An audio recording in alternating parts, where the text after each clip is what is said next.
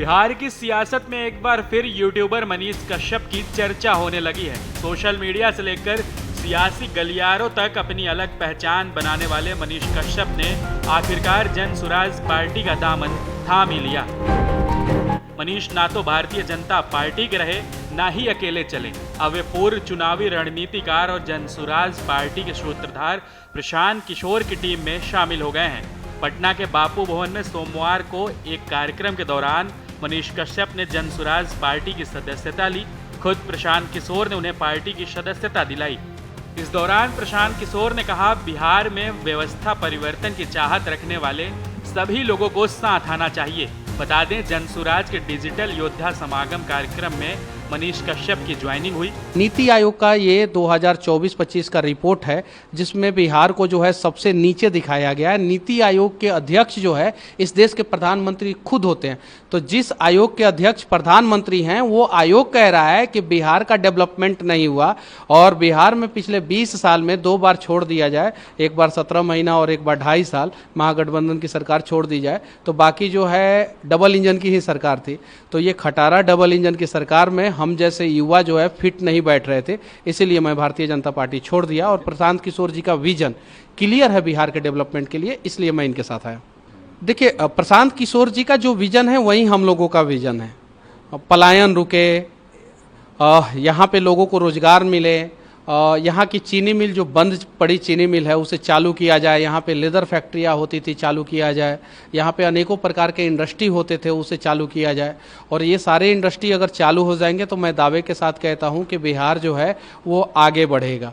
तो इसलिए जो है हम लोग जो है प्रशांत किशोर जी के साथ है और सब कुछ सही होगा। मनीष कश्यप ने 2024 लोकसभा चुनाव से पहले बीजेपी ज्वाइन की थी। वे सांसद मनोज तिवारी की मौजूदगी में बीजेपी में शामिल हुए थे, लेकिन बाद में उनका पार्टी से मोह भंग हो गया। हाल ही में वो एक घटना को लेकर गलत वजहों से चर्चा में रहे। रिपोर्ट्स के मुताबिक 19 मई को उन्हें पटना मेडिकल कॉलेज और अस्पताल PMCH में 3 घंटे के लिए बंधक बना लिया गया था। एक महिला जूनियर डॉक्टर से उनकी कहासुनी के बाद कुछ डॉक्टरों ने उनके साथ कथित तौर पर मारपीट की थी। यूट्यूबर को इलाज के लिए दूसरे अस्पताल में भर्ती होना पड़ा था। इस घटना के बाद मनीष की नाराजगी बढ़ गई थी। उन्होंने 7 जून को सीधे फेसबुक पर लाइव आकर बीजेपी को अलविदा कह दिया था।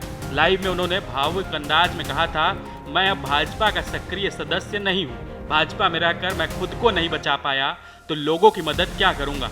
मैंने अपना सब कुछ पार्टी को समर्पित किया, लेकिन अब इस फैसले के लिए मजबूर हो गया हूँ। मनीष बिहार के स्वास्थ्य मंत्री मंगल पांडे से भी नाराज थे।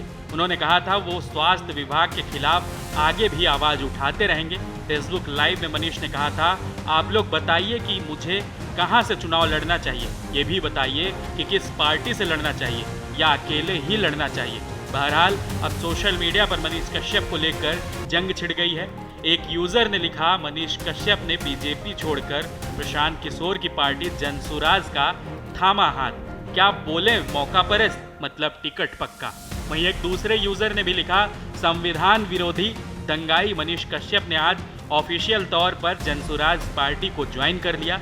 बिहार के युवा नौजवानों से अनुरोध, जनसुराज जैसी संघी पार्टी से दूर रहें। ये सेकुलर वोटों के बंटवारे के लिए बनाई गई है। वहीं आपको बता दें, मनीष कश्यप ने आरोप लगाया था कि भाजपा ने दिल्ली विधानसभा चुनाव तक उनका इस्तेमाल किया और उसके बाद उन्हें बेसहारा छोड़ दिया था।